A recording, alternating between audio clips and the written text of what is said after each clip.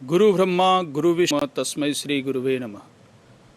વિશ્વમાં આવેલી સર્વે ગુરુ શક્તિને વંદન।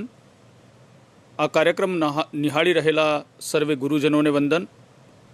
આજે કોવિડ-19ની સાંપ્રત પરિસ્થિતિમાં આપણને સૌને પ્રેરણા, પ્રોત્સાહન અને માર્ગદર્શન આપવા માટેના આ કાર્યક્રમમાં જે મહાનુભાવો આપણને માર્ગદર્શન આપવાના છે એમના શાબ્દિક સ્વાગત માટે હું આમંત્રિત કરું છું ગુજરાત માધ્યમિક અને ઉચ્ચતર માધ્યમિક શિક્ષણ બોર્ડના અધ્યક્ષ श्री एजे शाह साहब। नमस्कार, नमस्ते। समाज के निर्माता की बहुत ही अहम भूमिका अदा करने की जिम्मेदारी अदा करने वाले शिक्षकों को कोविड-19 की वर्तमान आपातकालीन स्थिति में अपने कर्तव्य के प्रति जागरूक करने के उद्देश्य से आयोजित आज के महत्वपूर्ण प्रयोजन के सुअवसर पर हम सबको पथ निर्देश करने के लिए हमारे बीच उपस्थित रहकर हम सबका सम्मान बढ़ाया है।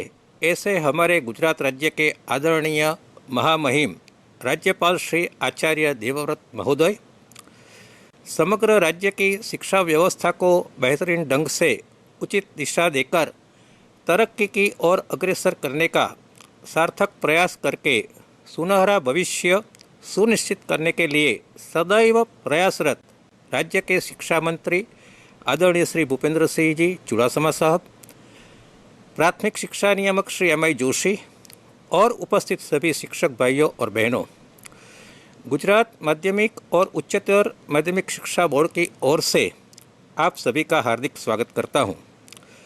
जैसा कि हम सब जानते हैं कि विश्व एक अभूतपूर्व संकट से गुजर रहा है। मेरा अभूतपूर्व कहने का तात्पर्य सिर्फ इतना है कि शायद कोविड-19 के रूप में हमारे सामने ऐसी स्थिति प्रथम बार आई है कि जिससे समस्त विश्व किसी एक ही प्रकार के संकट से समान रूप से त्रस्त हो रहा हो, जिससे हमारा शिक्षा जगत सर्वाधिक प्रभावित रहा है। इसके बावजूद हमारे संवेदनशील और जागरूक नेतृत्वगण से प्रेरणा, प्रोत्साहन और हौसला पाकर हम अपने कर्तव्य पथ पर आज भी कार्यरत है। इस स्थिति में शिक्षा से जुड़े प्रत्येक अधिकारीगण तथा पदाधिकारीगण का भी साथ सहकार और मार्गदर्शन मिलता रहा है। उन सभी की जितनी भी तारीफ की जाए उतनी कम है। जैसा कि आप सब जानते हैं कि वर्तमान कोरोना की इस विपरीत स्थिति में छात्रों के प्रति हमारी जिम्मेदारी और बढ़ गई है। उनकी शिक्षा के साथ उनके आरोग्य का ध्यान रखना भी आवश्यक हो गया है। साथ ही समाज के प्रति भी इस बात में हमारी भूमिका और जिम्मेदार बन गई है। कक्षा 10 और 12 की बोर्ड की परीक्षा के लिए आप सभी छात्रों को ऑनलाइन शिक्षा देकर तैयार कर रहे हैं। साथ ही कुछ इस प्रकार के और तरीकों से उनके प्रति हमारी संवेदनशील भूमिका निभानी है। और आज इसी बात को उपस्थित दोनों महानुभाव अधिक गहराई से समझाकर हमें पथ निर्देश करेंगे, हमें प्रेरणा देंगे। एक बार फिर आप दोनों आदरणीय महानुभावों सहित आप सभी का हार्दिक स्वागत करता हूँ और मेरी बात को विराम देता हूँ। आप सभी का बहुत बहुत धन्यवाद। आभार एजे शाह साहेब। बोर्डना अध्यक्ष श्री द्वारा परम सन्मान्य राज्यपाल श्री અને આપણા શિક્ષણ પરિવારના વડા એવા શિક્ષણ મંત્રી માન્ય ભૂપેન્દ્રસિંહજી ચુડાસમા સાહેબનું શબ્દોથી સ્વાગત કરવામાં આવ્યું। હવે હું માન્ય ચુડાસમા સાહેબને વિનંતી કરીશ કે તેઓ શિક્ષક મિત્રોને માર્ગદર્શન આપશે। માન્ય ચુડાસમા સાહેબ।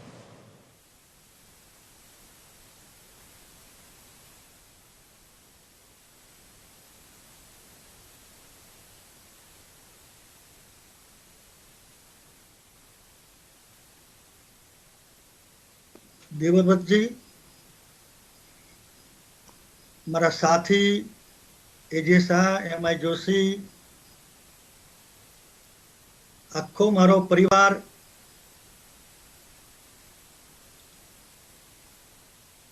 सौने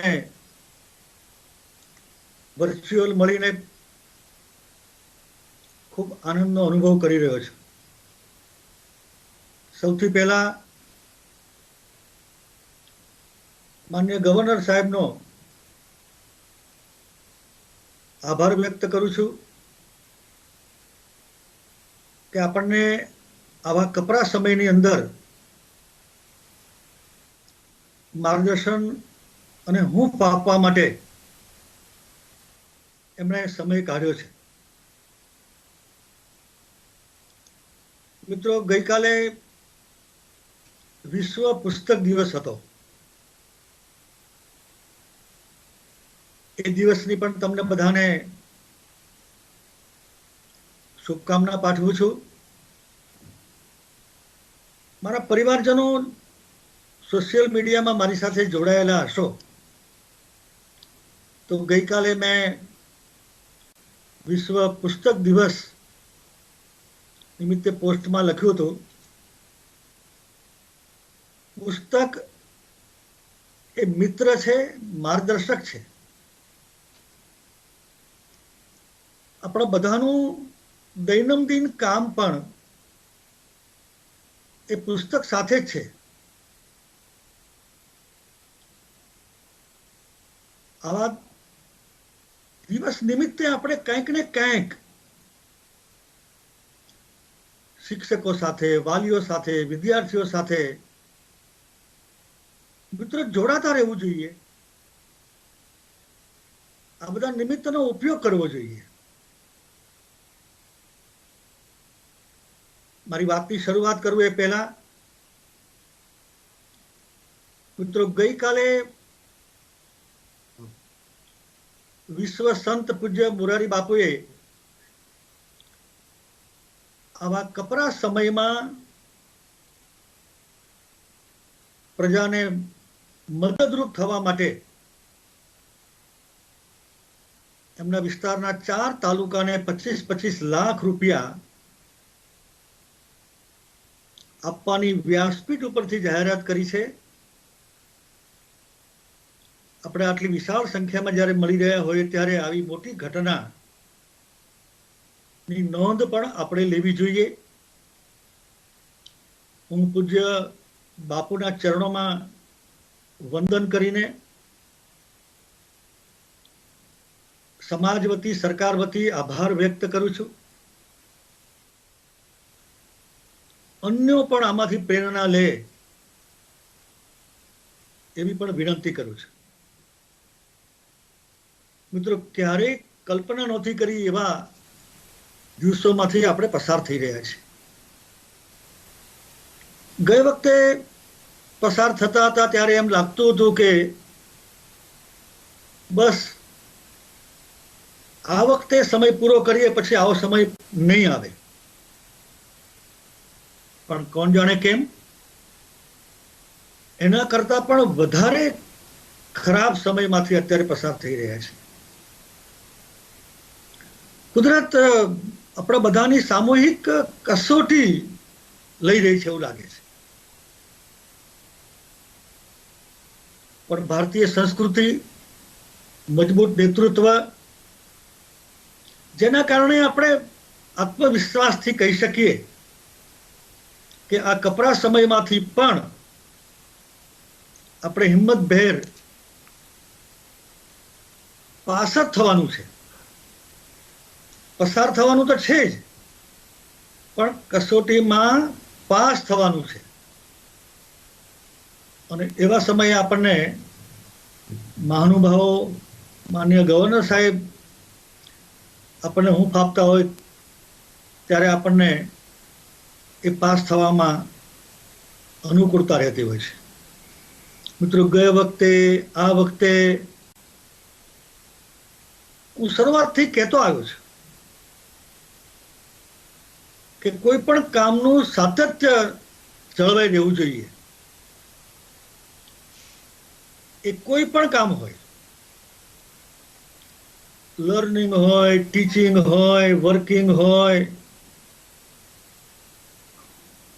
અને એ આપણે આપણા બધાના સાથ સહકારથી જાળવી રાખ્યું છે. અને હજુ મિત્રો જાળવી રાખવાનું છે. આ પરિસ્થિતિ ક્યાં સુધી ચાલશે એને ક્યાં કોઈને ખબર છે. અને એવા સમયની અંદર સમાજમાં દરેકને ભાગે આવેલી જવાબદારી સૌ નિભાવી રહ્યું છે, સુપેરે નિભાવી રહ્યું છે. Doctor, nurse, revenue, police. મારે ને તમારે દવાખાને કોરોનાના દર્દીને જોવા જવાનું નથી. મારે ને તમારે આપણા વિદ્યાર્થીઓને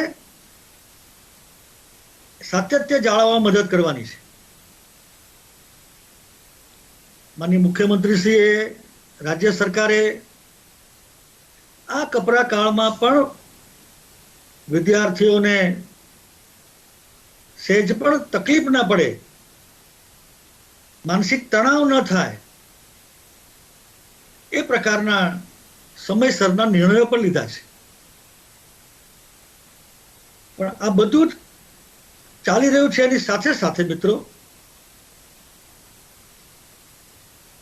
કેટલીક સક્સેસ સ્ટોરી જે અમને જાણવા મળે છે. કેટલીક વાર આપણી આદત હોય છે કે આપણે સરકારનો આદેશ થાય એની રાહ જોઈએ છીએ, જીઆર નીકળે એની રાહ જોઈએ છીએ. પણ કેટલાક મારા પરિવારજનો મિત્રો કોઈ જીઆર આદેશ ની રાહ જોયા સિવાય અંદરથી આવતું હોય કે મારા બાળકનું શિક્ષણ બગડી રહ્યું છે અને હું ઘરે આરામ કરું છું, મને કોઈએ કહ્યું નથી,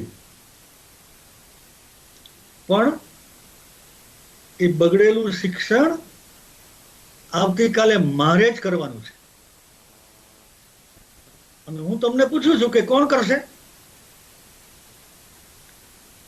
તમારા વર્ગના બાળકોનું અત્યારે શિક્ષણમાં જે કે કચાશ, ખોટ,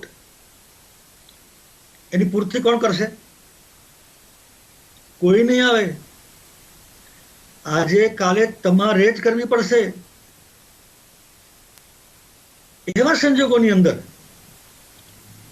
કામ બહુ ભરાઈ જાય, સમય ન મળે, આળસ ચડે અને કામ બગડે.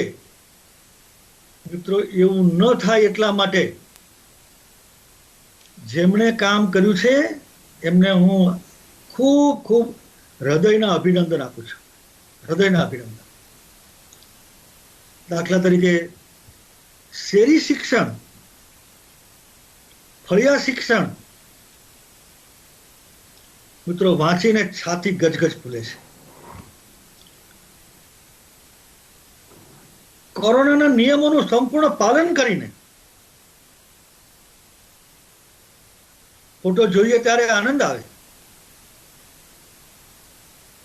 સેનિટાઈઝ કરતા હોય, ડિસ્ટન્સથી બેઠા હોય, માસ્ક પહેરેલા હોય અને શિક્ષણ કાર્ય કરતા હોય. મિત્રો, કુદરતના ખોળે, ક્યાંક ચોરે, ક્યાંક વૃક્ષની નીચે, ક્યાંક શાળાના આંગણામાં, મિત્રો વિદ્યાર્થીઓના મોઢા ઉપરથી પણ એક સંતોષ વ્યક્ત થતો હોય છે. આવા સંજોગોની અંદર મિત્રો તમારી પાસેથી મારી 100% અપેક્ષા છે, 100% અપેક્ષા છે. સરકારનો આ જીઆર સમજીને હું તમને કહું છું, એ સમજીને, અને એમાં સૌથી વધારે અગત્યનું આ કપરા સમયમાં જેનો મેં સફળ પ્રયોગ કર્યો છે, મારા જાહેર જીવનમાં કર્યો છે, મારા વહીવટી જીવનમાં કર્યો છે, જેના તમે બધા સાક્ષી છો. કાઉન્સેલિંગ. હું અત્યારે જે કરી રહ્યો છું એ પણ એક કાઉન્સેલિંગનો ભાગ છે એવું માનું છું. મારા આચાર્યો, મારા સીઆરસી, મારા બીઆરસી, મારા ટીપીઓ, મારા શિક્ષકો, વાલી અને વિદ્યાર્થી, મંત્રીથી માંડીને વિદ્યાર્થી સુધી, મિત્રો, હું સચિવાલયના મારી સાથે કામ કરતા બધા જ એ ટીએસ જોશી, એમઆઈ જોશી, ભારતી, એજે શાહ, વિનોદ રાવ, અંજુબેન, જલુ, બધા લોકો સાથે અવારનવાર કાઉન્સેલિંગ કરું છું. કંઈક વાંચું છું તો શેર કરું છું. તો શું એ નીચે સુધી પરકોલેટ ના કરી શકાય? અને આ સાતત્ય જાળવી ના શકાય? નાની મોટી મુશ્કેલીની ચર્ચા ન કરી શકાય? મિત્રો, આ કાઉન્સેલિંગનું કામ નહીં થવાના કારણે કેટલીક વાર વિદ્યાર્થી સીધો મને ફોન કરે છે, વાલી સીધો મને ફોન કરે છે. મિત્રો, વ્યવસ્થા ગોઠવવામાં આવે અને નિયમિત રીતે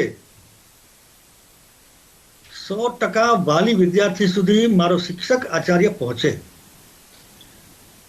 ખાલી આટલું ફોન કરજો કે કેમ ચાલે છે, જરા કાળજી લેજો ભાઈ. મારો એક શિક્ષક એના 30 વાલીને અઠવાડિયામાં ફોન કરે અને વિદ્યાર્થીના નામથી ફોન કરે કે મોહન શું કરે છે. મિત્રો, આની કેટલી મોટી અસર થાય તેની તમને કલ્પના નહીં હોય. આ સમયને આપણે એમને પસાર થઈ જવા દેવો છે? એમને કપરા સમયમાં લીધેલા સાચા મક્કમ નિર્ણયો ભવિષ્ય બનાવે છે. અત્યારે એવા સમયમાંથી પસાર થઈ રહ્યા છે કે આવા નિર્ણયો આપણે, મિત્રો, લેવા જ પડશે. સમાજને પણ એનો અનુભવ થવો જોઈએ. અને મિત્રો, કોઈ પણ કામ માટેની મારી માનસિક તૈયારી હોય છે. અત્યારે આ સમય કામની પસંદગીનો નથી. એક એક જીવ બચાવવાનો સમય છે. એમાં સરકાર તરફથી મને જે જવાબદારી સોંપવામાં આવે એ જવાબદારી મારે સ્વીકારવાની માનસિક તૈયારી હોવી જોઈએ. કોઈ નર્સ, કોઈ ડોક્ટર, કોઈ સફાઈ કામદાર ના પાડે છે ખરું? આપણને અનુકૂળ જ કામદારી સોંપવામાં આવે. તમારી બધા પાસેથી આ એક અપેક્ષા છે. મિત્રો, આ કાઉન્સેલિંગમાં બાળકને રસ પડે એ પ્રકારે પણ વાતાવરણ ઊભું કરવું પડશે. અને એમાંથી જ પરીક્ષાના નામે મૂલ્યાંકન થાય. હોંશે હોંશે બાળક એ મૂલ્યાંકનમાં બેસે. આપણે પરીક્ષાનો હાવ તણાવ ઊભો નથી કરવો, પણ પરીક્ષા સિવાય પણ જે તે ધોરણના અભ્યાસક્રમની જાણકારી, મૂલ્યાંકન અને અભ્યાસ તો જરૂરી છે કે નહીં, એ આપણે બધાએ સામૂહિક રીતે નક્કી કરવાનું છે. બાળક ના સમજ છે બાળક ના સમજ છે, હું ને તમે સમજદાર છીએ, તો બાળકને એનું હિત શેમાં છે એ મારે, તમારે અને વાલીએ સંયુક્ત રીતે નક્કી કરવાનું છે. સમય પસાર થઈ જશે, કચાશ કે ખોટ રહી જશે, કોણ જવાબદાર? પણ જો શેરી શિક્ષણ, ફળિયા શિક્ષણ જેણે કર્યું હશે એનો વિદ્યાર્થી હોશિયાર, એ શિક્ષકને પણ કેટલી શાંતિ હશે. મિત્રો, આવતા દિવસોની અંદર ધોરણ 10 અને 12 ની બોર્ડની પરીક્ષા માન્ય મુખ્યમંત્રીશ્રીએ ખૂબ સમયસર પરીક્ષા સ્થગિત કરવાનો નિર્ણય લીધો છે. ખૂબ સમયસર યોગ્ય નિર્ણય લીધો છે.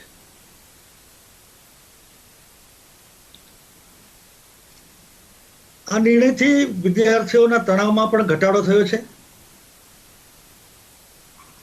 માનનીય મુખ્યમંત્રીશ્રીએ કહ્યું છે કે હવે પછી સમીક્ષા કરીને પરીક્ષા પહેલાનો પૂરતો સમય આપીને તારીખ જાહેર કરીશું. મિત્રો, એમને પાસ થવાનું ગમે, પણ મારો અનુભવ છે કે 90%, 95% વિદ્યાર્થીઓને પરીક્ષા આપીને પાસ થવું છે.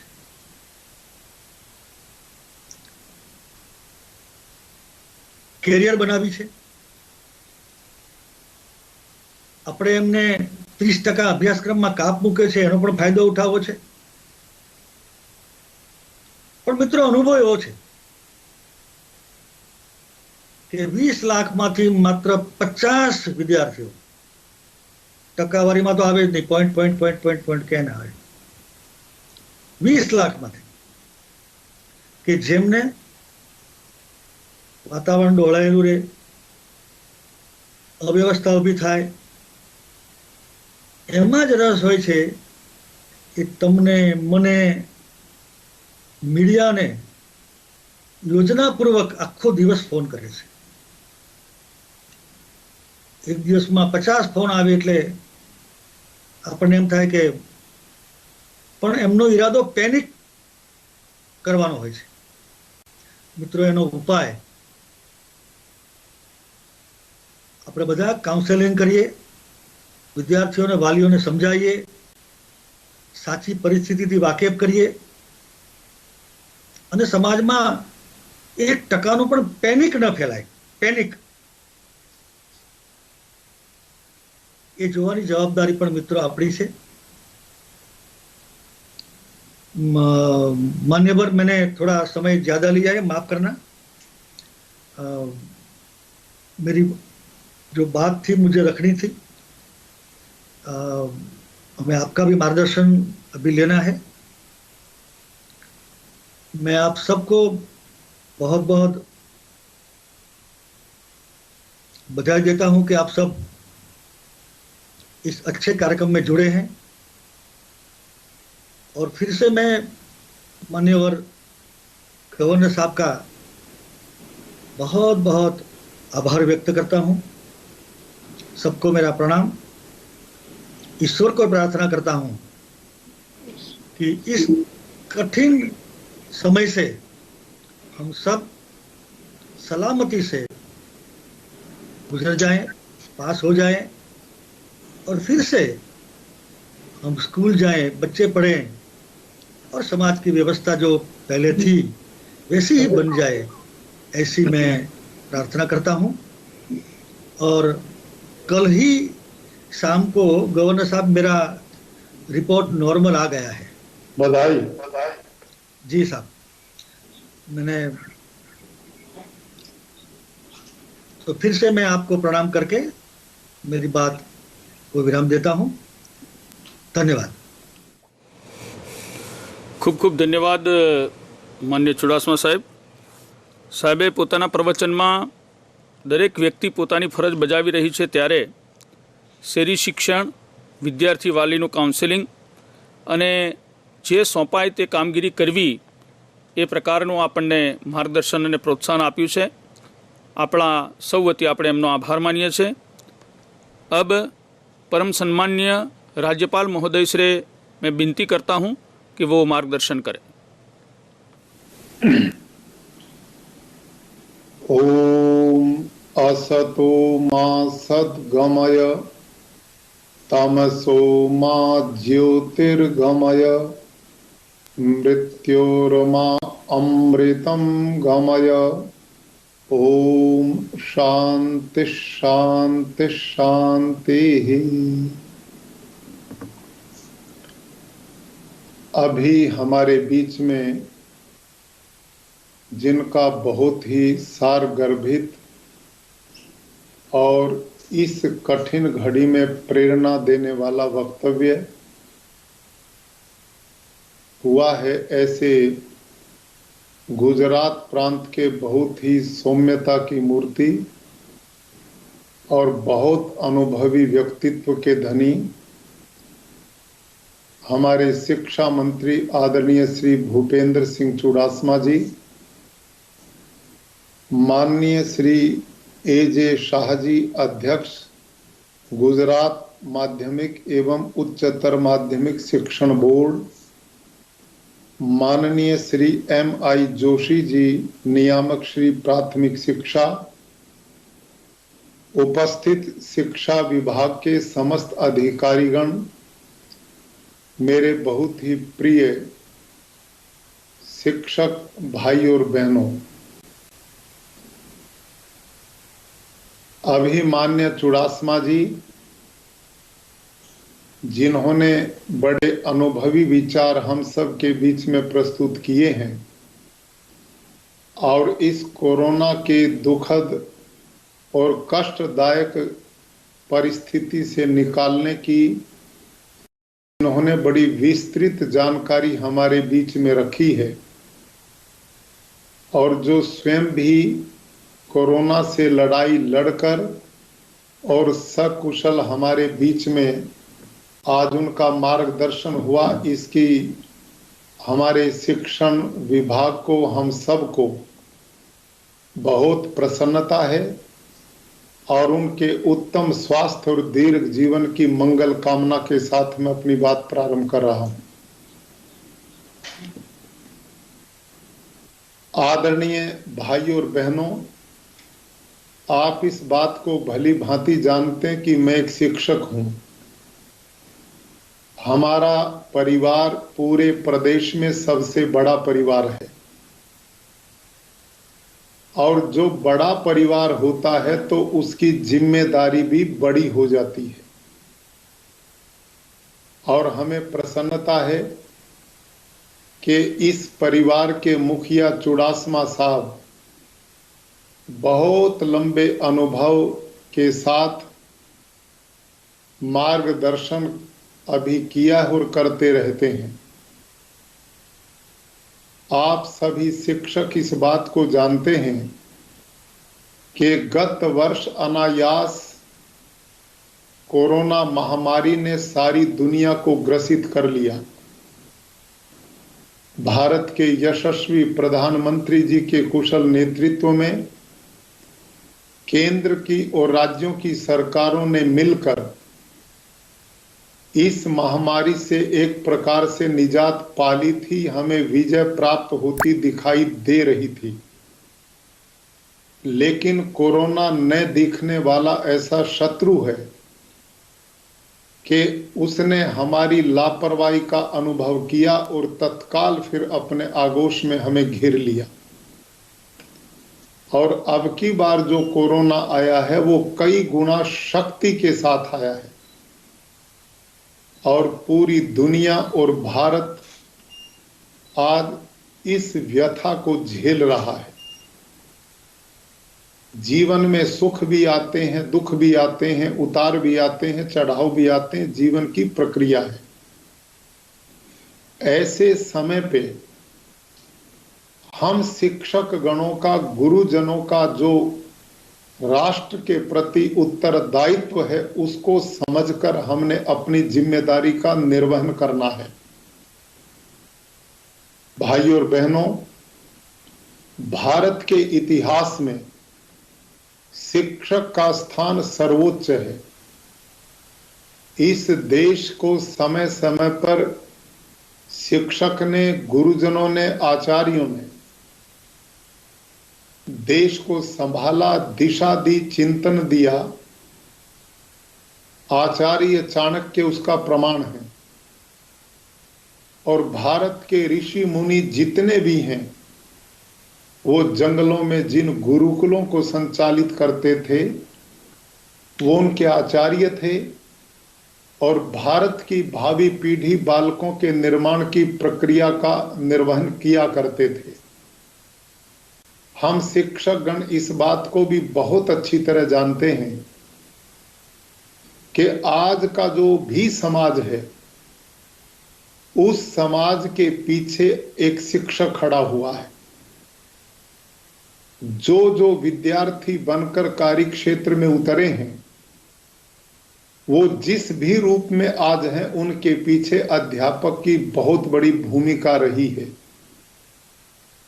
और हम इस बात को भी जानते हैं कि जो बालक हमारे सानिध्य में आकर के शिक्षा प्राप्त करते हैं, वो बालक भाषण से नहीं सीखता, बालक देख करके सीखता है। मेरा आपका जो आचरण होता है, हमारा व्यवहार होता है, जैसा जीवन हम जीते हैं, बालक हमारी एक एक जानकारी रखता है और वो देखता है कि हमारे गुरुजी कैसे उठते हैं, कैसे बैठते हैं, क्या पहनते हैं, कैसे विचार रखते हैं, कैसी अपेक्षा हमसे रखते हैं। ये सब उस बाल को सब पता है। इसलिए हमारा बहुत सतर्क रहना आवश्यक है, क्योंकि बालक ने हमें आदर्श के रूप में देखा है। बालक के लिए गुरु से बड़ा आदर्श कोई दूसरा होता नहीं। और इसका उदाहरण आप सब अध्यापक अपने जीवन में अनेक बार अनुभव कर चुके होंगे। आपने कई बार अनुभव किया होगा कि जब आप अपने विद्यालय में कॉपी चेक करते हैं, कई बार संख्या छात्रों की होने के कारण कॉपी में निरीक्षण करते समय कुछ चूक रह जाती है, कमी रह जाती है। ऐसे ही एक बालक जिसके गुरु ने कॉपी चेक की और हिंदी में सूर्य जो लिखा जाता है, उसमें सूर्य की मात्रा गुरुजी के द्वारा छोटी लगा दी गई। किसी जल्दी के कारण ऐसा संभव हो जाता है। और जब वो कॉपी घर में बालक की मां ने देखी, वो भी पढ़ी लिखी थी, उसने कहा, बेटे आपके गुरुजी ने सूर्य में जो ऊ की मात्रा लगाई वो छोटी लगाई है, जबकि बड़ी होनी चाहिए, ये गलती हुई है। तो बालक तपाक से मां के विरुद्ध खड़ा हो गया कि नहीं, इसमें मात्रा छोटी होगी क्योंकि मेरे गुरुजी ने ऐसा किया। मां ने कहा, बेटा मैंने अच्छी तरह निरीक्षण कर लिया, सूर्य में बड़े ऊ की मात्रा लगती है ऊ में। लेकिन बालक कहता, नो, मेरे गुरुजी ने जो लगाई वो ठीक है, आप जो कह रही वो गलत है। आप इस बात को अनुभव करो कि बालक का विश्वास जिस मां ने जन्म दिया है, उससे भी ज्यादा विश्वास वो मेरा और आपका करता है। तो मेरे आपसे कहीं पर भी कोई त्रुटि गलती होती है तो बालक पर उसका क्या असर पड़ता है, इसका ये छोटा सा उदाहरण है। और इसको आप विस्तार में बहुत अच्छी तरह अनुभव करते हैं कि बालक का मनोविज्ञान कितना प्रबल होता है कि वो मेरी आपकी हर चीज को आदर्श के रूप में लेकर अपने जीवन को आगे बढ़ाता है। तो आप हम उसके आदर्श हैं। बालक के मन में गुरु के प्रति बड़ा आस्था और सम्मान का भाव। आज इन्हीं भावनाओं को ध्यान में रखते हुए जो कोरोना की महामारी ने इस समय भारत की जनता को व्यथित और दुखी किया है, ऐसे समय में एक अध्यापक, एक गुरुजन, एक शिक्षक क्या जिम्मेदारी निभा सकता है, इसी के लिए आज माननीय चुडासमा जी ने और मैंने आपको कष्ट दिया है। आज आप सब लोगों को आमंत्रित करके और इस संवाद में शामिल करने का हमारा एक ही उद्देश्य है कि हम शिक्षक लोग जो आदि काल से लोगों का पथ प्रदर्शन करते रहे हैं, मार्गदर्शन करते रहे हैं, चुनौतियों का सामना करने के लिए अपनी युवा पीढ़ी का निर्माण करते रहे हैं, इस प्रकार की भयावह चुनौती अब हमारे सामने आकर खड़ी हो गई है। इस समय जो कोरोना आया है उसके फैलने की गति बेतहाशा है। परिवार का एक व्यक्ति संक्रमित होता है तो वो पूरे परिवार को लपेट लेता है। ऐसी स्थिति में इस बिना दिखने वाले शत्रु का मुकाबला करने के लिए हमारे स्वास्थ्य विभाग ने जो गाइडलाइन बनाई है, हमने उसका पालन स्वयं भी करना है और लोगों से भी करवाना है। मुझे जानकारी मिली है कि गुजरात प्रांत में लगभग 3 लाख शिक्षा विभाग से जुड़े हुए शिक्षक और अन्य कर्मचारी लोग हैं। इतनी बड़ा मेरा आपका ये परिवार, यदि हम संकल्प ले लें कि इस कोरोना की लड़ाई को हमने निश्चित रूप से इस पर विजय प्राप्त करनी है और इस दिशा में हम सजग होकर अपने अपने उत्तरदायित्व का पालन करेंगे तो कोई हिम्मत नहीं कि कोरोना टिक पाए। गुजरात बड़ा प्रदेश है, शिक्षक हर गांव शहर के अंदर है, कोई ऐसा प्रदेश का हिस्सा नहीं कि जिसमें हमारे शिक्षक भाई और बहन ना रहते हों। तो अब हम क्या जिम्मेदारी निभा सकते हैं? मैं निवेदन करूंगा अपने शिक्षक भाई बहनों से, आप जहां भी निवास करते हैं, गांव में करते हैं, बड़े कस्बे तहसील में करते हैं, जिला में करते हैं, बड़े शहर में करते हैं, जहां पर भी आप हैं, आपका बहुत विस्तृत दायरा है। लंबे समय से आप शिक्षक के कार्य को कर रहे हैं। आपकी शिक्षक होने के नाते शिष्य मंडली के बहुत लोग आपके द्वारा कार्य क्षेत्र में जा चुके हैं, कुछ बालक आज आपके सानिध्य में हैं। तो इसमें मेरा नम्र निवेदन आपसे है कि कोरोना एक ऐसी महामारी है कि जो स्वयं चल करके घर में नहीं आती, ये लानी पड़ती है। जब तक कोई व्यक्ति संक्रमण के द्वारा इसे लेकर के नहीं आता तो अपने आप ये घर में नहीं आती। यदि हम यह विचार मन में बिठा लें कि लोगों को जागरूक करना है, अब तो सौभाग्य से केंद्र सरकार माननीय प्रधानमंत्री जी के अनथक परिश्रम और प्रयास के द्वारा भारत में 2 वैक्सीन कोरोना को निजात देने के लिए आ चुकी हैं और दूसरी वैक्सीन जो विदेशों में बनी है उनके भी रास्ते खोले जा रहे हैं। आज हम कोरोना को जान चुके हैं, इसकी पहचान कर चुके हैं। पिछले वर्ष इन्हीं दिनों में जब कोरोना ने दस्तक दी थी, आप सबको पता है हमारे पास अस्पतालों की व्यवस्था नहीं थी, पीपी किट की व्यवस्था नहीं थी, टेस्टिंग की व्यवस्था नहीं थी, हमारे डॉक्टर नर्सिस इसके लिए तैयार नहीं थे, हमारे अन्य जितने भी कोरोना वॉरियर्स हैं उनको कुछ भी नहीं पता था, हमें नहीं पता था कि क्या करना है।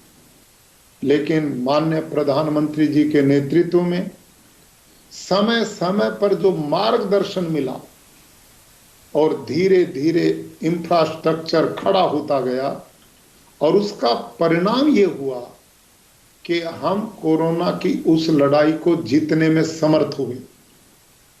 लेकिन भाई और बहनों, अच्छी तरह हम जानते हैं कि कोरोना न दिखने वाला शत्रु है। हमने जहां लापरवाही बरती, इसने तुरंत बहुत बड़ी शक्ति के साथ पुनः आक्रमण हम सब लोगों पर किया है। हम लोगों के सामने एक चुनौती बन गया है। आज ये एक अच्छी बात है कि आज हमारे पास टेस्टिंग की व्यवस्था है, पीपी किट की व्यवस्था है, हॉस्पिटल्स की व्यवस्था है। हमारी सरकारें ऊपर से नीचे तक रात दिन इसकी निजात ढूंढने का कार्यक्रम चला रही है। माननीय प्रधानमंत्री जी ने कल 3 बैठकें इस पर ली।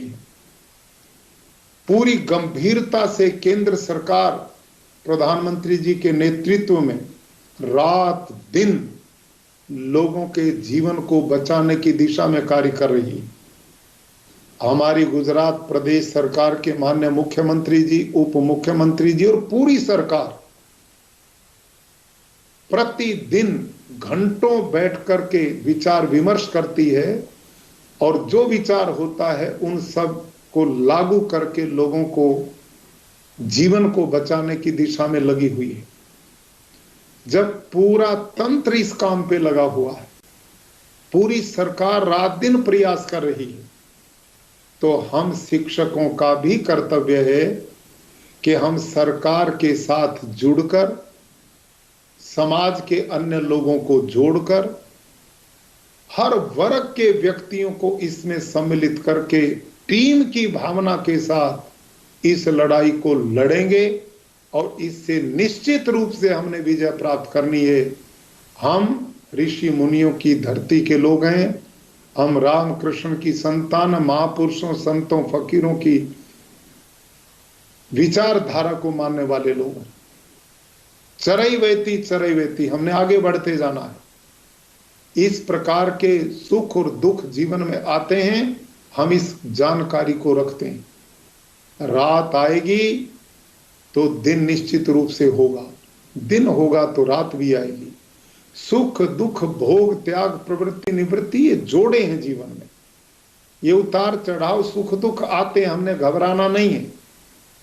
हमने धैर्य के साथ, भारत में जिस धर्म की कल्पना की गई है उसके 10 लक्षण कहे हैं। धृति, क्षमा, दमो, अस्तेयम, शौचम, इंद्रिय निग्रह, धीर, विद्या, सत्यम, क्रोधो, दशकम, धर्मम, लक्षणम। धर्म के 10 लक्षण में पहला लक्षण है धैर्य रखना। ऐसे कष्ट काल में हमने विचलित नहीं होना है, हमने घबराना नहीं है, हमने विवेक को नहीं खोना है, अपितु हमने मजबूती के साथ अपने धैर्य की परीक्षा में पास होना, उत्तीर्ण होना है। अध्यापक इस देश का हर समय छात्र को यही पढ़ाता है, बेटा तूने उत्तीर्ण होना है, हर क्षेत्र में पास होना है, चुनौतियों को पार करते आगे बढ़ना है। तो आज हम शिक्षक बंधुओं से देश आशा लगाए बैठा है, प्रदेश आशा लगाए बैठा है कि इस चुनौती काल में हम अपनी जिम्मेदारी का निर्वहन करें और इस गुजरात प्रदेश का एक एक शिक्षक और भाई बहन मजबूती के साथ में अपने धैर्य की विरासत को लेकर अपनी शिष्य मंडली को, आजकल आप संभवतः ऑनलाइन आपकी क्लासेस प्रारंभ होंगी। कोरोना के कारण विद्यालयों की छुट्टियां करनी पड़ी, अवकाश देना पड़ा। तो मैं निवेदन प्रथम आपसे करना चाहूंगा कि आप जिस समय ऑनलाइन अपनी क्लास प्रारंभ करें, कोई भी विषय आप पढ़ाएं, पहला आपने पाठ पढ़ाना है कोरोना से कैसे बचना है। बालकों को बताया जाए कि आप अपने पूरे घर की इकाई को संभालो, माता पिता भाई बहन को संभालो और उनको कहो मास्क जरूरी है, मास्क बिना नहीं रहना है। 2 गज की दूरी, जो उचित दूरी कोरोना बचाने की, उसका पालन करना है। समय समय पर हाथ धोते रहना साबुन के साथ। यदि ये 3 नियमों का पालन होता है तो आप एक बहुत बड़ी सेवा कर पाते हैं। आज इस चुनौती में हमने स्वयं बचना है और बचाना भी है। यदि हम ये काम कर पाए तो राष्ट्र की इस कठिन परिस्थिति में आप बहुत बड़ी सेवा कर रहे हैं। जिनको कोरोना हो भी जाता है तो घबराएं ना, क्योंकि हम देख रहे हैं हमारे यहाँ बहुत बड़ी संख्या में लोग कोरोना से जीत कर बाहर आ रहे हैं। ये 5-10 दिन का छोटा सा कष्ट है, इसमें मनोबल को मजबूत रखना, हिम्मत नहीं हारनी है। जिसने मनोबल को नहीं टूटने दिया, हिम्मत को नहीं टूटने दिया, उसके सामने कोरोना परास्त होगा ही होगा। ऐसा भाव, ऐसा वातावरण, ऐसा एनवायरनमेंट आपने खड़ा करना है। जहां जहां भी अध्यापक बंधु हैं, आपने सोशल मीडिया के द्वारा, अपनी ऑनलाइन क्लासेस के द्वारा बालकों के मनोबल को ऊंचा करें, उनको डिप्रेशन में न आने दें, उनके परिवारजनों से बातचीत करें, परिवार के मुखिया को इसकी जानकारी दें और इसमें ध्यान रखें, मास्क लगाएं, उचित दूरी रखें, हाथ धोएं और खान पान को सात्विक रखें। जिनका खान पान जितना सात्विक है, जितना पोषण युक्त है, वो उतना ही इम्यूनिटी बढ़ेगी, तो इससे हम लड़ाई लड़ पाएंगे। उसके साथ स्टीम लेना है, थोड़ा सा हल्दी, नमक और पानी गर्म में गरारे करने हैं। 2 टाइम स्टीम लें, 2 समय गरारे करें। इसके बचाव में बहुत बड़ा सहायक सिद्ध होगा। जब भी पिए तो गर्म पानी पिए, ठंडी वस्तुओं का परहेज रखें, डॉक्टरों का मदद लें, फोन से जैसे भी हो उनकी सहायता लेने का प्रयास करें और जानकारी लेते रहें। हमारे जो उकाला है, काढ़ा है आयुर्वेदिक, उसका उपयोग करें। तो ये इससे बचाव के छोटे छोटे तरीके हैं जो शिक्षक इनको अपनी शिष्य मंडली तक भेजेंगे तो ये बात बहुत प्रचारित हो सकती है।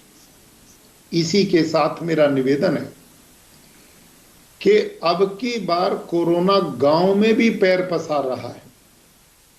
अब जो अध्यापक गांव में रहते हैं, मैं उनसे निवेदन करूंगा कि वो गांव के जो मुखिया हैं, सरपंच हैं, पंच हैं, उनसे साथ मिलकर गांव में इसको फैलने से बचाएं। और उसका एक ही तरीका है, जो व्यक्ति, क्योंकि गांव में घर बड़ा नहीं होता, हर कमरे के साथ लैट्रिन बाथ अटैच नहीं होता, गांव के लोग तपस्वी जीवन जीने के आदि हैं, तो ऐसी जगह पर यदि हम एक ही घर में सब संक्रमित और दूसरे रहेंगे तो ये ज्यादा फैल सकता है।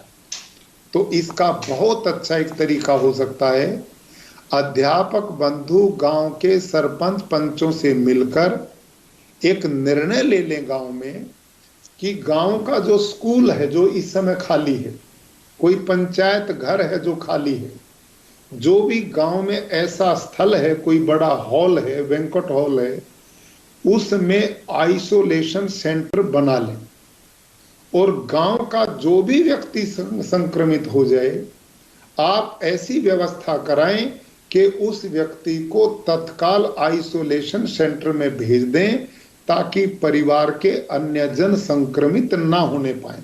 एक बहुत बड़ा अभियान हम चला सकते हैं। डर और भय जो लोगों में बन रहा है उसको निकालने का प्रयास करें। कोरोना एक बीमारी है, इससे डरने की जरूरत नहीं है, मनोबल मजबूत रखने की जरूरत है। आप ये भावना बैठाएं और डर को लोगों के दिलों से निकालें। आइसोलेशन सेंटर यदि बन जाएंगे गांव-गांव में तो हम इसके संक्रमण को बचाने में सफल हो जाएंगे और वहीं टेस्टिंग भी चलती रहे। जो नेगेटिव आ जाए उसको फिर वापस बुला लें और आइसोलेशन सेंटर में ही गांव की ओर से उनके भोजन की व्यवस्था हो जाए। गांव में जो भी बाहर का व्यक्ति आए उसको सीधा न आने दें, पहले उसका टेस्ट करवाएं, यदि संक्रमित है तो उसको आइसोलेशन सेंटर में रखें और बिना काम के लोगों को बार बार कहें कि वो अपना गांव छोड़कर शहरों में न जाएं और भीड़ भाड़ के इलाकों में न जाएं। अब ये छोटी छोटी चीजें हैं, यदि हम इनका पालन करेंगे तो हम इस पर विजय प्राप्त कर लेंगे। लापरवाही जिस दिन हम छोड़ देंगे, सब मास्क पहने, उचित दूरी रखें, हाथ धोएं, आइसोलेशन सेंटर गांव-गांव में बन जाएं तो गांव को हम बचाने का काम करेंगे और इस कार्य में शिक्षक बंधु बहुत बड़ी भूमिका निभा सकते हैं। आप इस रूप में काम करें। जो शिक्षक शहरों में रहते हैं, जो शिक्षक कॉलोनीज में रहते हैं, वहां पर भी आपके वेंकट हॉल हैं, कोई बड़ा हॉल है, कोई सामूहिक स्थान है जिनमें आइसोलेशन सेंटर बनाए जा सकते हैं।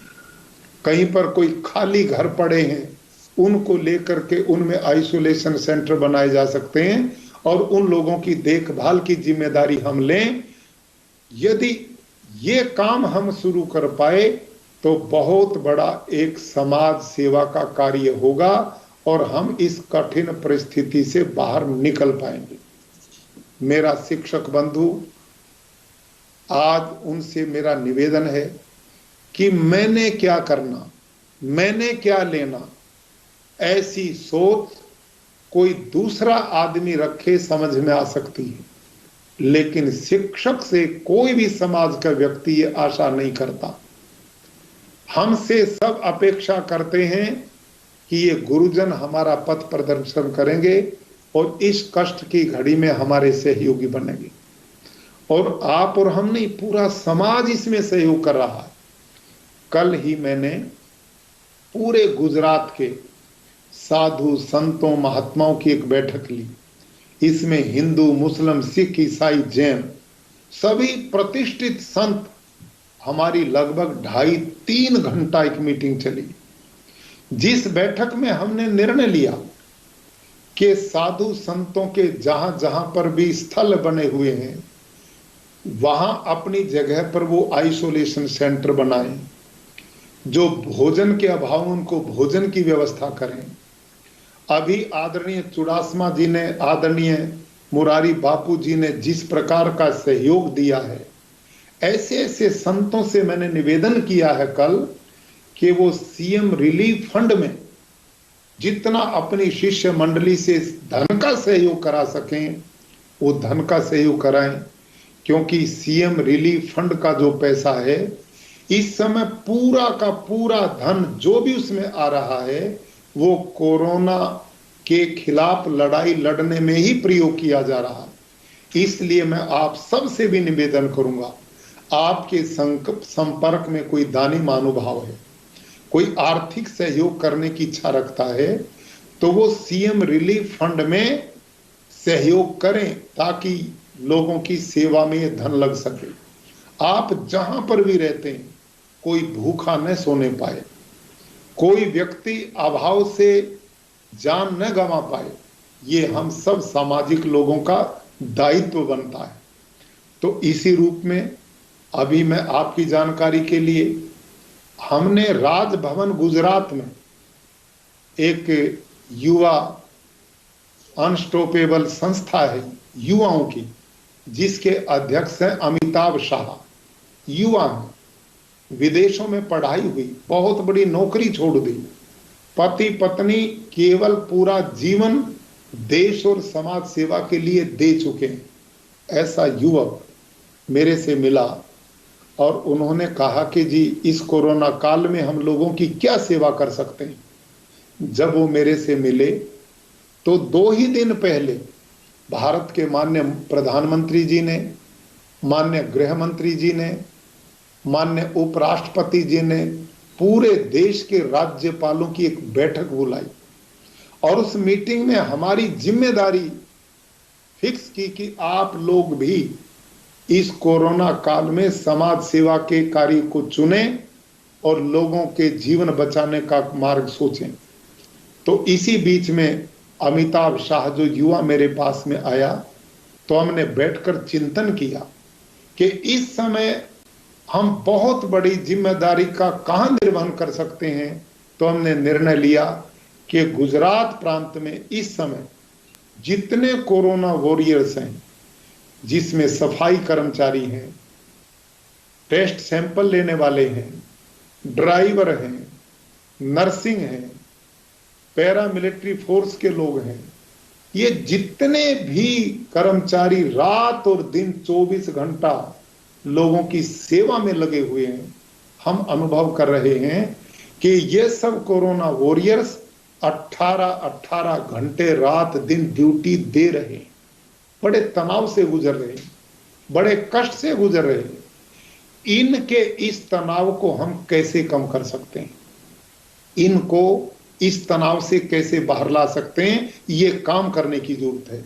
क्योंकि इस समय ये कोरोना वॉरियर्स ऐसे लोग हैं कि जिनका विकल्प हम नहीं दे सकते। डॉक्टर का काम डॉक्टर ही कर सकता है, नर्स का काम नर्स ही कर सकती है, सैंपल लेने वाले का काम वही कर सकता है। अचानक हम ये लोग पैदा नहीं कर सकते, लेकिन जितने भी कोरोना वॉरियर्स इस समय सेवा में हैं, कम से कम इनका बोझ तो हम हल्का कर सकते हैं, इनके तनाव को तो हम कम कर सकते हैं। और उसके 2-3 तरीके हमने निकाले।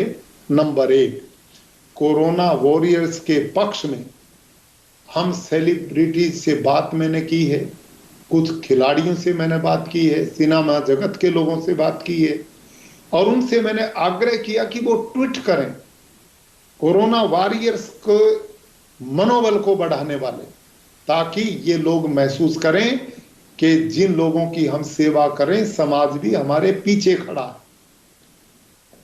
इसी रूप में हमने दूसरा निर्णय लिया।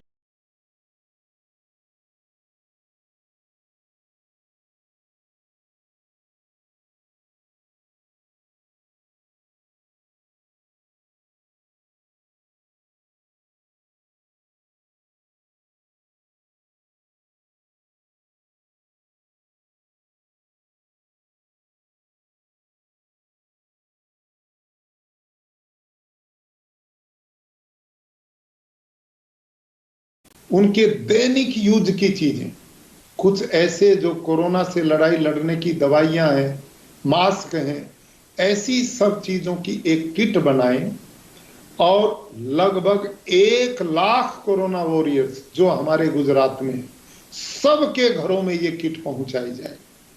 इस पर हमने अभियान छेड़ दिया है और आपको जानकर प्रसन्नता होगी कि इस 30 अप्रैल से पहली 10,000 किट्स की एक खेप राजभवन से अलग अलग जिला गुजरात में पहुंचनी प्रारंभ हो जाएंगी और हमारे जो कोरोना वॉरियर्स हैं उनके घरों में वो जाएंगे। कम से कम वो रात दिन जो काम करते हैं, घर में जो लोग रहते हैं, उनके खान पान, उनकी देख रेख की चिंता से कुछ तो बचेंगे।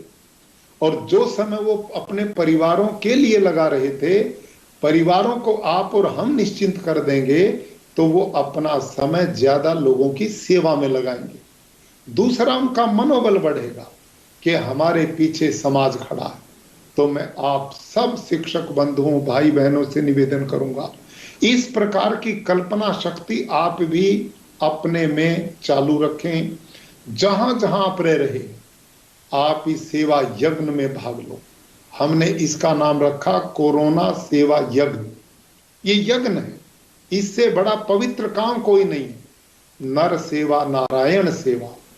परमात्मा ने जिन जिन प्राणियों को धरती पर भेजा, यदि हम उनका जीवन बचाने में कुछ भी भूमिका निभाते हैं तो इससे भगवान प्रसन्न होंगे, बहुत बड़ा कल्याण का काम होगा। ऐसे समय में हमने छोटा बड़ा ऊंच नीच आपसी भेदभाव को बिल्कुल नजदीक नहीं आने देना। हर प्रकार के भेदभाव से दूर हटकर जो भी कष्ट में है उसके कष्ट को दूर करने के लिए आगे बढ़ना चाहिए। यही मानवता है, यही भगवान की पूजा है। इससे बड़ा धर्म कर्म दूसरा हो नहीं सकता। तो मैं आप सब शिक्षक मंडल से चाहूंगा कि मेरा ये बड़ा परिवार, चुडासमा जी का ये बड़ा परिवार अपने उत्तरदायित्व का निर्वहन करेगा और जिम्मेदारी के साथ पूरे कार्य क्षेत्र में निकल पड़ेगा। और जितने भी लोग आज आपसे अपेक्षाएं रखते हैं उसमें हम खरे उतरें, इस जिम्मेदारी का निर्वहन करें। शिक्षक सदा पथ प्रदर्शक मार्ग प्रदर्शक रहा है, उस जिम्मेदारी का हम पालन करेंगे तो बहुत बड़ी एक नई जागृति समाज में पैदा होगी। और हमारा परिवार छोटा नहीं है, लगभग 3 लाख लोग और पूरे गुजरात के कोने कोने में एक संकल्प के साथ और उत्साह के साथ नई ज्योति जलाते हुए निकलेंगे तो ये कोरोना का अंधकार मिट जाएगा और हम लोगों को जीवन देने में सफल होंगे, सेवा करने में सफल होंगे, उनको कल्याण के रास्ते की ओर ले जाने में सफल होंगे। आज के इस वक्तव्य के साथ मैं पुनः आप सबके प्रति शुभकामना करता हूं। आप स्वस्थ रहें, निरोग रहें, सबके घरों में सुख शांति रहे और आप स्वयं भी कोरोना से बचकर रहें, परिवारों को बचाएं। ये भी एक सेवा है और इससे अलग अपना समय निकालकर अपने शिष्यों को ऑनलाइन समय समय पर उनके परिवारों को सचेत करते रहें और पूरे समाज में फैल करके इस जिम्मेदारी का निर्वहन करें। गांव को आइसोलेशन सेंटर में उनमें भी काम करें और सजग और सचेत रहें। और 1 मई से जो 18 वर्ष से ऊपर टीकाकरण का अभियान केंद्र सरकार के द्वारा घोषित किया गया है, उसमें भी मैं चाहूंगा कि आप लोग इस जिम्मेदारी में सबको प्रेरित करें कि टीकाकरण में सहयोगी बने और ज्यादा से ज्यादा लोगों को ये कोरोना का टीका लगेगा तो हम स्थायी रूप से इस बीमारी से निजात पाएंगे। जब तक टीका नहीं तब तक कड़ाई भी पूरी रखनी है और अपनी अपनी जिम्मेदारी के साथ हमने काम करना है। पूर्ण विश्वास है कि आप बंधु इस मिशन में अपनी जिम्मेदारी से पीछे नहीं हटेंगे। आप महान हैं, आप शिक्षक हैं, आप गुरुजन हैं, आपके प्रति पूरा समाज बड़ी श्रद्धा और आस्था से निहारता है और ऐसे समय पर हम आगे बढ़ेंगे तो निश्चित रूप से लोगों में एक नई स्फूर्ति, जागृति, भय और डर निकलेगा और हम कोरोना पर विजय प्राप्त करेंगे। मैं आज शिक्षा विभाग के सभी अधिकारियों का, आप सबका बहुत बहुत धन्यवाद करता हूं।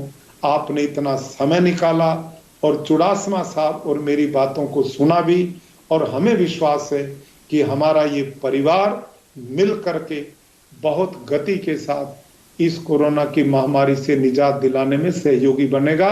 ओम शांति शांति। धन्यवाद। बहुत बहुत धन्यवाद महोदय। सर्वे भवन्तु सुखिनः, सर्वे सन्तु निरामया, सर्वे भद्राणि पश्यन्तु, माँ कश्चित् दुःखमाद् भवेत् की जो भावना है उसको चरितार्थ करते हुए परम सम्माननीय राज्यपाल महोदय ने हमको सीख भी दी है और उसके साथ साथ एक टास्क भी दिया है। और हमारे एजुकेशन डिपार्टमेंट के जो सब गुरुजी है उनके पास से उनकी एक अपेक्षा है कि ये 3 लाख लोग इकट्ठे होकर कोरोना महामारी के खिलाफ जो जंग छिड़ रही है उसमें सहयोग करें और हमारे गुजरात को और हमारे राष्ट्र को फिर से उसमें जिताने में मदद करें। आप सबको शिक्षा विभाग की ओर से भी हम अपील करते हैं कि परम सम्माननीय राज्यपाल श्री ने जो हमारे सामने चैलेंज रखा है वो चैलेंज को हम एक्सेप्ट करें और राष्ट्र सेवा का ये जो हमें अवसर मिला है वो अवसर को हम अपने जीवन में एक यादगार क्षण के तौर पर उसको स्वीकार करें। और जहाँ भी है वैसा नहीं है कि हम जहाँ हमारी स्कूल है वहाँ पर ही हमको काम करना है, हम जहाँ भी रहते हैं वहाँ भी ये काम कर सकते हैं। और जो छोटे छोटे उपाय है वही ये कोरोना से लड़ने के बड़े हथियार साबित हो सकते हैं। तो माननीय राज्यपाल महोदय की जो अपेक्षा है हमारे पास वो पूरी करने में हम सभी एकत्र होकर खरे उतरे, ऐसे आप सबको शुभकामनाएं देता हूं। परम सम्माननीय राज्यपाल महोदय ने अपना समय निकालकर हमारे शिक्षकों को जो प्रेरित किया है इसके लिए शिक्षा विभाग की ओर से आपका बहुत बहुत धन्यवाद व्यक्त करता हूं। परम आदरणीय चुड़ासमा साहब ने भी अपना समय निकालकर शिक्षकों को प्रोत्साहित किया है, इसलिए उनका भी आभार व्यक्त करता हूं। और जो शिक्षक ये देख रहे हैं उनका भी मैं आभार व्यक्त करता हूं, क्योंकि ये एक ऐसा चैलेंज है, वो चैलेंज कोई एक आदमी उठा नहीं सकता, इसके लिए सामूहिक प्रयत्न करने पड़ेंगे। हम ऐसा सोचे कि भाई हम हमारा फैमिली को सिक्योर करके बैठ जाए तो हम सिक्योर हो गए, ऐसा नहीं है। ये बीमारी ऐसी है कि जिसमें आदमी अपना बचाव तो करता है, अपना परिवार का बचाव भी कर सकता है, लेकिन बीमारी कहाँ से आ जाएगी वो हमको पता नहीं चलता। इसलिए जब तक समाज में से ये बीमारी दूर नहीं होगी तब तक हमारा परिवार और हम खुद भी उससे सुरक्षित नहीं रह पाएंगे। तो इस बात को चरितार्थ करने के लिए हम आज से ही अपना काम शुरू करें, अपना प्लानिंग अपने हिसाब से करें। ऐसे आप सब के पास से शुभकामनाएं। आप सबको खूब बहुत बहुत धन्यवाद।